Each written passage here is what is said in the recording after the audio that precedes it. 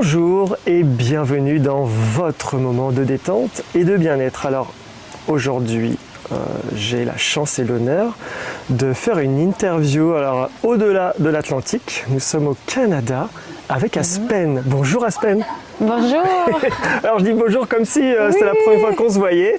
Ça fait quelques jours déjà qu'on a la chance d'être dans ce lieu incroyable. Quand je t'ai demandé à quel endroit tu souhaitais faire cette interview, tu m'as dit ce lieu. Ici. Alors où sommes-nous? Alors on est à North Atlee, au Québec. On est à peu près à 1h30 de Montréal. Et voilà, c'est la maison où j'ai grandi. J'ai déménagé ici. Mes parents ont construit la maison quand j'avais 5 ans. Et donc, j'ai participé à tout le processus de bâtir une maison familiale. J'ai mon grand-père qui habite en bas. J'ai mon oncle André. J'ai mon oncle et ma tante qui sont ici aussi. Et c'est mon endroit coup de cœur qui me ressource le plus. Qu'est-ce que tu as comme image là? C'est les premières images qui pourraient venir ici de mon de vie. Les moments de beaucoup d'amour.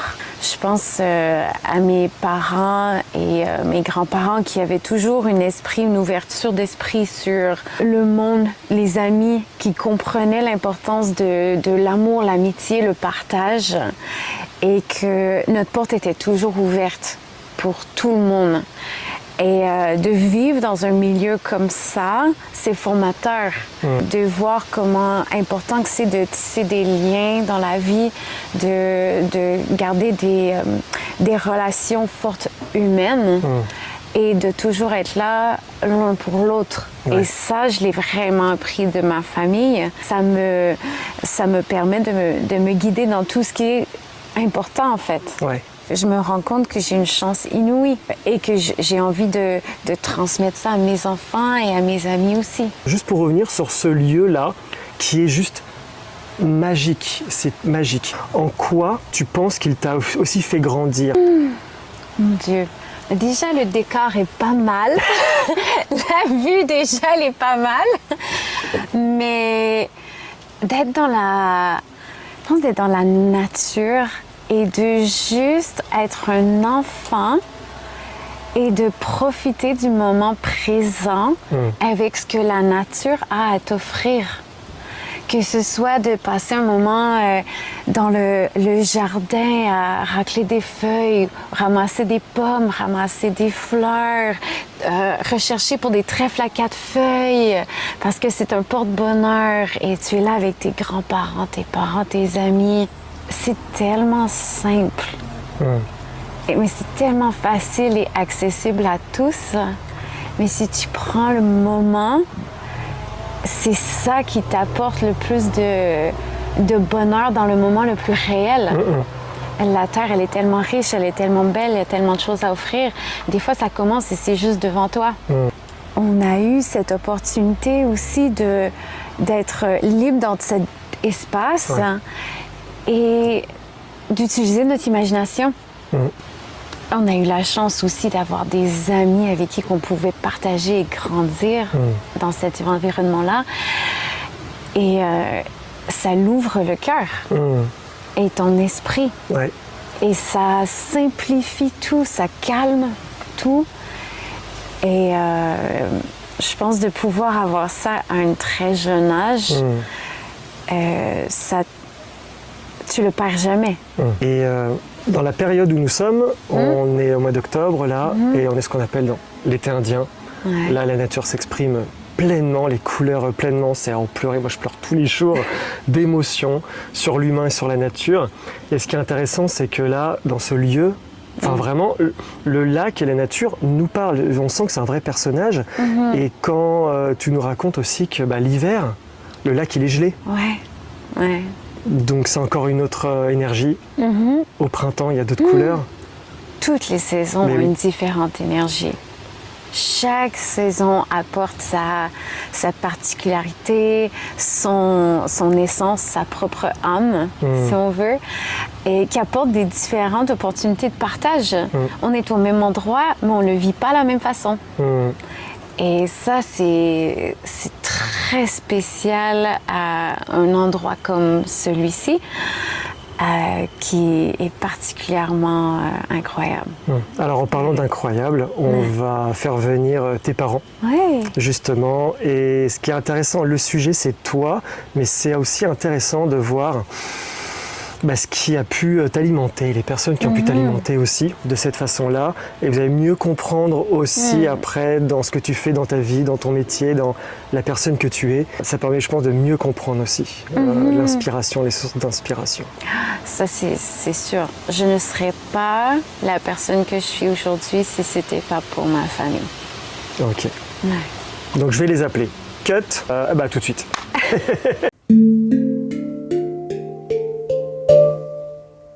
Bonjour France et Days. Donc les fameux parents. Rebonjour, oui. Ça fait quand même 2 jours que j'ai la chance d'être chez vous. Et c'est vraiment merveilleux. Donc merci encore d'ailleurs. Alors France, est-ce que toi tu peux nous parler de la relation que tu as avec ce lieu, cette maison, ce lac Quand j'étais jeune, on habitait à Sherbrooke, à 20 minutes d'ici. Et puis, comme je t'avais déjà dit qu'on a voyagé à travers le Canada, l'Estrie a toujours resté pour moi le point de repère. On est toujours revenu ici pour voir des amis, pour le lac Massaweppi. Éventuellement s'établir ici. Mes parents ont commencé avec un chalet, éventuellement leur maison, et moi aussi avec la maison ici. Mais ça a toujours été le point central du Canada pour moi. Ouais. C'est chez moi. Ouais. Et si tu avais une image, un moment qui pourrait résumer justement ce lieu-là, un souvenir OK. Je partais pour dire la chance et la famille, les amis. Ouais. C'est tous les moments qu'on peut, comme en fin de semaine. Ouais. Je pourrais dire en fin de semaine, se retrouver, être en famille. C'est ça que ça représente pour moi ici. Ouais. Le rassemblement. Le rassemblement, le partage, se sentir bien.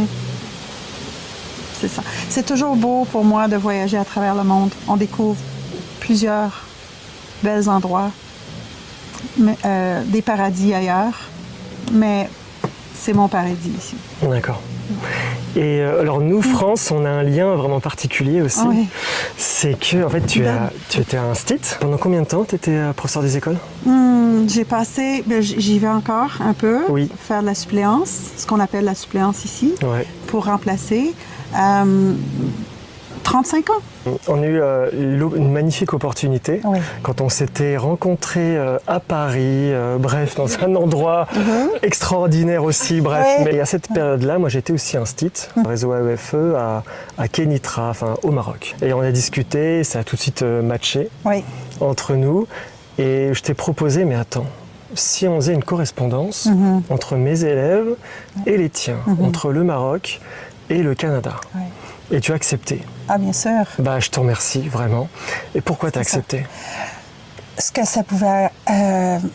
premièrement, je me sentais gagnante là-dedans. C'est l'échange avec toi pour pouvoir continuer à avoir notre connexion, mais ce que ça apporte aux élèves aussi.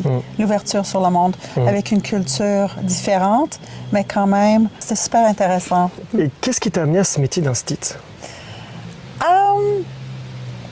Oh wow, là tu vas couper des choses là. J'aime la créativité, j'aime quand ça change, j'aime quand ça bouge. Et puis c'est vraiment par chance. J'étais avec Aspen, un monoparental, et puis j'ai eu la chance d'être acceptée dans un bon programme. C'est un bon fit pour nous, un bon fit à ce moment-là. Et puis, ça a continué à être un bon fit aussi, là, mais c'est vraiment la raison que j'avais changé un peu de carrière au début. Qu'est-ce que tu faisais avant? Moi, je m'alignais plus pour travailler avec les équipes sportives. D'accord. Ou dans des lieux d'entraînement physique. Et qu'est-ce qui, selon toi, quelles sont les qualités essentielles, justement, d'un instit? OK, mais comme aujourd'hui, moi, je leur dis toujours, sortez, essayez, zone de confort. Pour moi, c'est pas une zone de confort faire ça aujourd'hui, mais je montre par exemple, j'espère. L'ouverture sur la vie. Puis avoir l'éthique de travail. L'organisation, Ouais. l'organisation, la motivation, c'est pas facile. Surtout de nos jours, c'est pas facile. On doit être en compétition avec les téléphones, les iPads. Il faut toujours chercher. Puis moi, j'aime aller chercher des choses qui vont intéresser les groupes parce que ça change chaque année. Les groupes sont jamais pareils. Et est-ce qu'il y a des particularités dans l'enseignement canadien qui est différent par rapport à la France? Peut-être avec d'autres pays aussi, Oui. que malheureusement, je trouve qu'il y a un peu moins de respect pour la profession, qui est malheureux. Mais quand je vous parle ou je parle ailleurs, on dirait qu'on retrouve pas mal toutes la même chose en ce moment. Ouais. Les tâches sont plus lourdes. D'accord. Mais pour les enfants, c'est... Eux, ils le voient pas, c'est un peu des problèmes d'adultes. Oui, Mais c'est vrai que ça ne les concerne pas. Il y a un programme qui a changé dans l'éducation nationale en France, dans les bulletins officiels, où là, c'est la première année en maternelle où on fait rentrer, il y a vraiment des lignes sur les émotions. Ah, Tu vois. super. Et là, moi, je trouve ça, voilà, dans cette démarche-là, OK. il y a eu cette écoute et cette volonté, voilà, d'aller travailler sur les émotions. Est-ce que ça, c'est un truc sur la confiance en soi, émotion, le développement personnel? Est-ce que c'est quelque chose qui est peut-être dans les programmes canadiens, ou même si ça ne l'est pas, est-ce que toi... Je pense que ça ne l'est pas encore, mais Ouais. ça devrait l'être. Et toi, Parce tu que c'est le la faisais base. dans la classe, ouais? On essaye. Ouais. On essaie, mais je pense qu'ils sont trop jugés à l'Amérique, l'Amérique du Nord. D'accord. Trop, le focus est trop sur les notes. Ok. Mais on ne peut pas réussir Ouais. si on n'a pas appris à régler nos émotions, si on n'est pas prêt à être en classe pour faire le partage avec les autres. Ouais. C'est un gros manque, mais ouais, ça m'intéresse beaucoup ce que tu viens de dire. Et là, du coup, tu es à la retraite depuis quelques années. 4 ans? 4 ans? Et sans être à la retraite, parce que tu fais encore ce qu'on Oui. appelle des remplacements. Et qu'est-ce que tu fais à côté, du coup? Oh, Est-ce que c'est une retraite où là, vraiment, tu fais plus rien ou alors... J'ai un problème. J'ai de la misère à dire non, mais c'est parce que je m'intéresse à tout. Je fais beaucoup de sport, je fais beaucoup d'artisanal, je me donne des petits défis.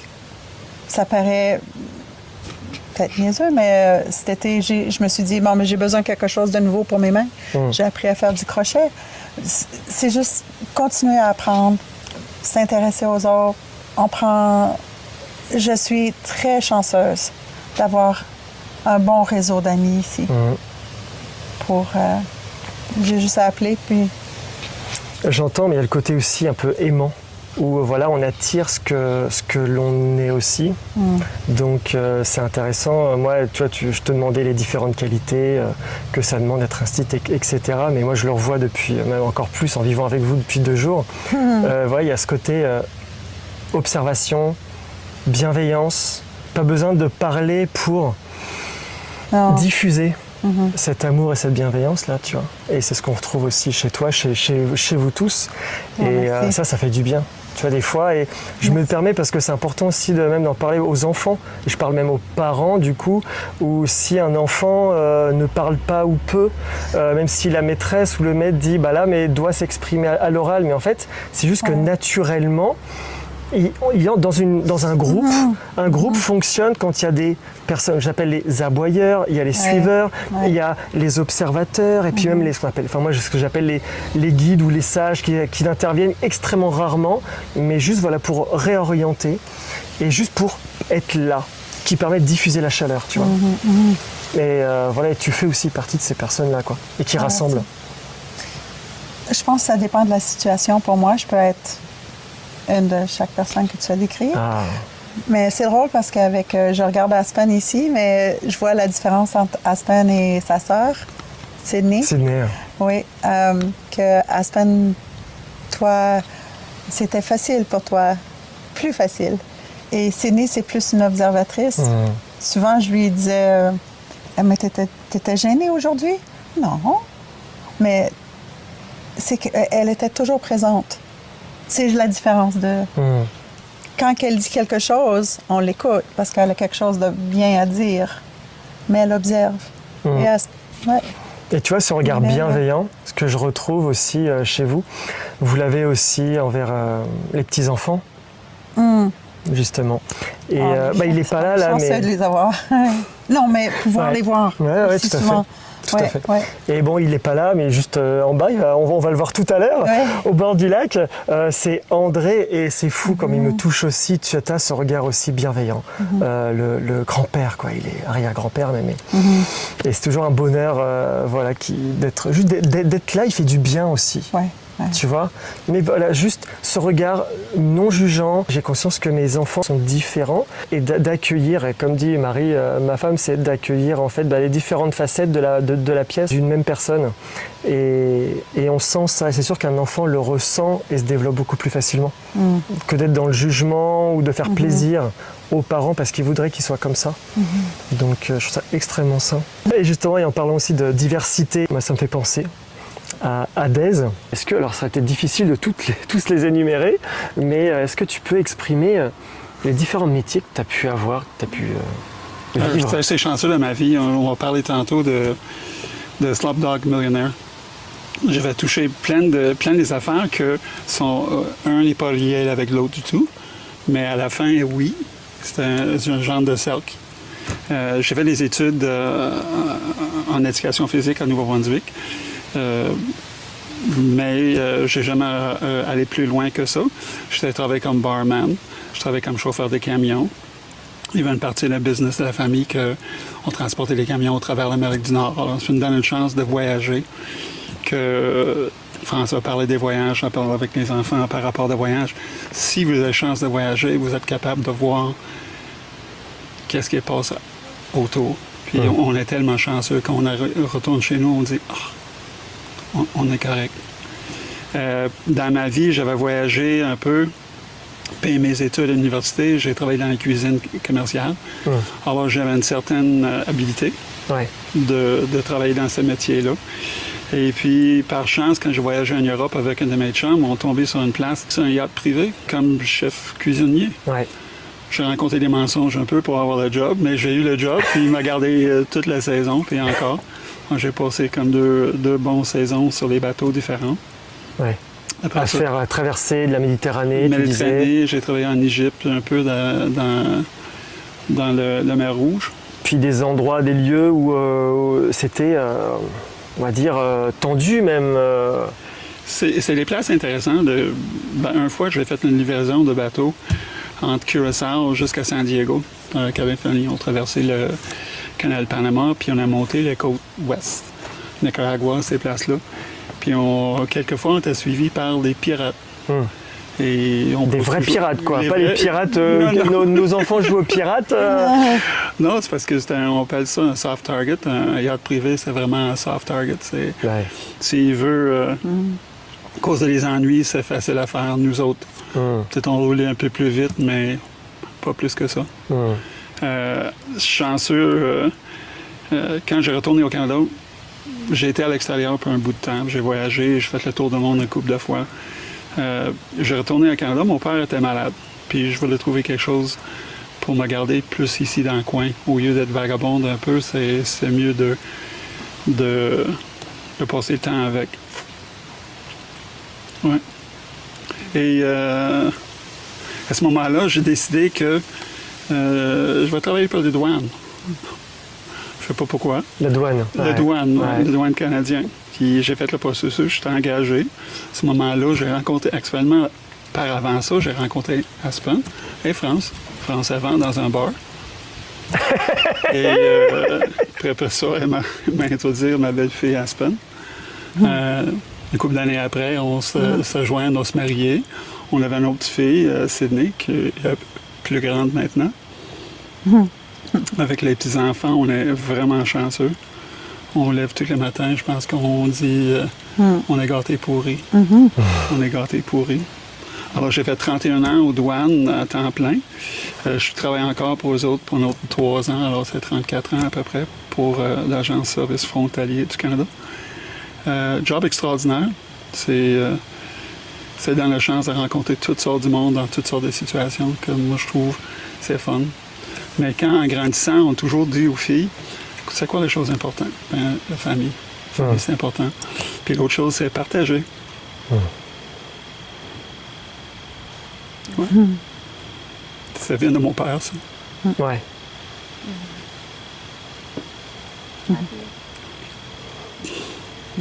Et je trouve ça magnifique aussi, tu disais que tu as rencontré France et Aspen. Oui. Et quand tu as dit oui à France et oui à France et Aspen. Oui. Et ce que je trouve beau aussi, c'est à France quand tu dis maman et papa, tu vois. C'est ce lien-là.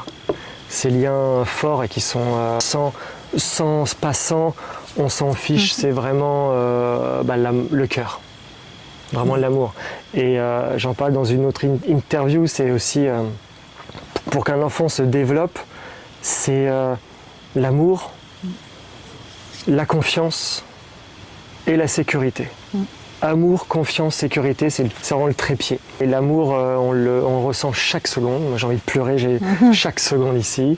La confiance, voilà, c'est avoir confiance en l'autre, confiance aux enfants, et ça se sent encore une fois dans votre regard non jugeant, guidant évidemment, pas portant des règles, et en même temps faisant confiance. Et moi, ce que je retrouve aussi dans ton histoire, c'est que je sens, tu parles de cette histoire de Slumdog Millionnaire, c'est vraiment être, voilà, je pars d'un point où comme les chevaliers du zodiaque qui vont de temple en temple, et c'est exactement ça, de métier en métier, le fil rouge c'est toi. Et de découvrir ces différentes capacités, opportunités, tu parles de chance, encore une fois ça s'attire, c'est de l'aimant. Même si je mens sur un peu la réalité, mais en fait tu mens pas sur ta volonté, toi tu savais que tu étais capable de le faire, tu vois. Et ça, moi je trouve ça inspirant, c'est pour ça que je fais ces interviews-là, c'est que toi tu parles en fait de ta vie personnelle, précise, mais en fait ça vient se diffuser dans tous les êtres humains qui peuvent se rendre compte, et chacun a sa spécificité en fait, mais c'est des valeurs générales. Il y a deux choses que j'aimerais ça ajouter. Je parle de mes filles. C'est des personnes qui sont intelligentes, drôles, intéressantes. C'est des personnes que j'aimerais être ami avec. Si je rencontre dans un autre monde, c'est des personnes que je trouve « wow ». C'est quoi l'expression? I'm much more intelligent, I'm much more interesting now that I know you. Moi, je trouve que c'est vraiment important. Puis l'autre chose, on parle de France. Il y a une expression en anglais, c'est FOMO. Fear of missing out. France, c'est FOMO. Fear of others missing out. Alors, 100%, non, 150% et encore. Est-ce que tu peux traduire en français juste? Fear of missing out, d'avoir peur de manquer quelque chose. Alors, tu es toujours impliqué, tu vas faire de quoi, mais dans le cas de France, elle a peur que les autres ils vont manquer. Alors, elle est toujours présente pour dire, OK. Il faut inclure tout le monde. Il faut inclure tout le monde. Ah oui, let's go. Oui. Il faut donner la chance à tout le monde. Mais il y avait juste quelque chose pour que tu me connaisses un peu plus, mais je veux dire la situation ici. En vieillissant, moi, j'ai eu l'occasion, on déménageait à chaque année. J'ai fait 15 écoles. Alors, jusqu'à l'âge de 32 ans, j'ai toujours déménagé jusqu'au moment où j'ai pu construire ici. Une fois avec les enfants, ce que le voyage avec mes parents m'ont donné, les changements, c'était une autre façon. Voyager avec les filles, c'était une autre façon de leur donner, puis pour moi, continuer à voyager. C'était important pour nous de leur donner ça.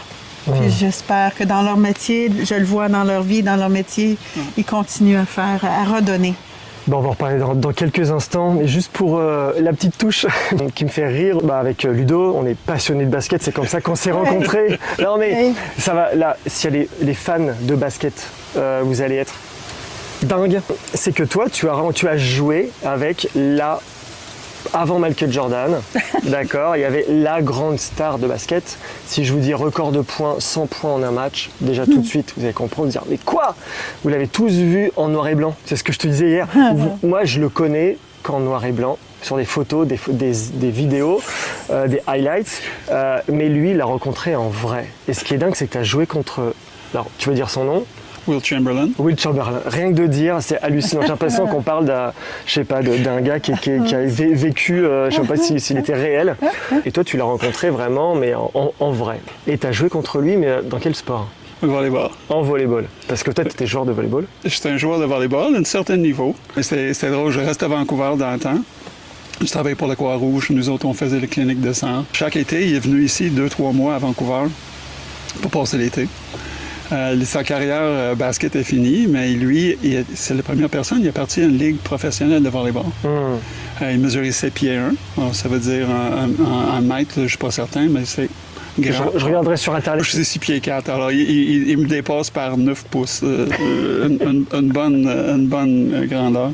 Mais chaque été, il est venu jouer au volleyball de la plage. Le volleyball de la plage dans le temps, c'est 2 contre 2. Et on joue King of the Court. C'est l'équipe qui gagne, continue sur le terrain, puis il est remplacé par une autre équipe. Ouais. Et lui, pendant les étés, il est venu, puis il jouait comme ça avec tout le monde. Alors que c'était le grand Wilt déjà qui était ultra connu. Enfin, c'était déjà connu. La première fois que tu rencontres, c'est qui ce monsieur-là? Là? Ouais. Je sais c'est qui, mais c'est qui? Qu'est-ce qu'il fait là? Et c'est ça. Après un certain temps, tu connais, tu donnes des high five, chest bump, là, mais plutôt chest stomach. Là. Okay. Et pourtant, t'es très grand. Oui. J'ai eu l'occasion que je l'ai bloqué, c'est ça que je parle. Et voilà. Et là, ce match où tu l'as bloqué, c'est-à-dire que lui, il fait un smash et toi, t'es en face et tu le bloques. Et là... Oui, je l'ai mangé, là. C'était comme... Ça, c'est dans le sport de volleyball, si tu as fait un gros attaque, puis la personne de l'autre côté fait un bloc, là, je l'ai fait parfaitement. Puis je suis pas capable de m'arrêter, j'ai fait mon happy dance. Alors j'ai sauté partout, ha ha ha. Puis je savais par après que, oups. Ça lui a pas je devrais pas, comme on dit pas, on poke the bear, on dit pas... Puis pas sur l'ours. Oui, c'est ça, on veut pas faire ça. Anyway, la fin de semaine après... Il y avait un tournoi de la plage. Ah bien, moi, mon partenaire, on était OK. Notre premier match, c'était contre Wilt. Et il a amené un chum, Gene Selznick. Il était l'ancienne capitaine de l'équipe américaine de volleyball.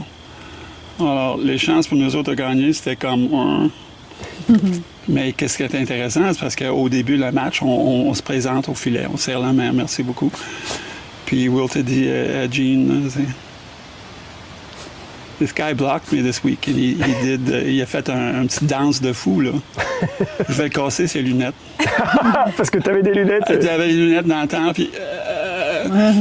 il n'a pas cassé mes lunettes, mais on n'a pas gagné trop de points contre eux autres à ce moment-là non plus. Donc tu as vécu un vrai trash talk avec Wilt Chamberlain. C'est le rêve de tout basketteur. Oui. Merci de le partager. C'est un grand plaisir. En parlant de merci à tous les deux, franchement, d'avoir passé ce temps-là avec nous et de le partager vraiment à tous. Et nous, on va continuer l'interview, mais franchement, merci beaucoup. Tellement content que c'est ici, parce qu'honnêtement, la première fois qu'on a vu, c'était dans un lieu en France, un lieu extraordinaire où est-ce que si tu penchais un peu à gauche, le Tour Eiffel était en face, puis un peu à droite, c'est l'école militaire. OK. Puis maintenant, vous êtes ici avec votre famille, c'est super. C'est génial. Oh non, c'est les échanges, les partages, encore une fois, voilà, l'amitié avec Ludo. Des fois, on peut être des années sans s'appeler ou quoi que ce soit, mais on reste, quand on se revoit, quand on se parle, ça revient, et puis des choses aussi fortes. Donc voilà, c'est les vrais liens, quoi. Quand c'est facile comme ça. Parce que c'est la première fois qu'on rencontre Romy, ta belle petite fille, Marie. Oui. Mais c'est comme si on se connaît depuis... C'est ça. Mais depuis toujours. C'est facile, c'est facile. C'est ça, exactement. Que ça soit facile. Si les liens sont faciles, du coup, ça se fait bien. Merci à vous.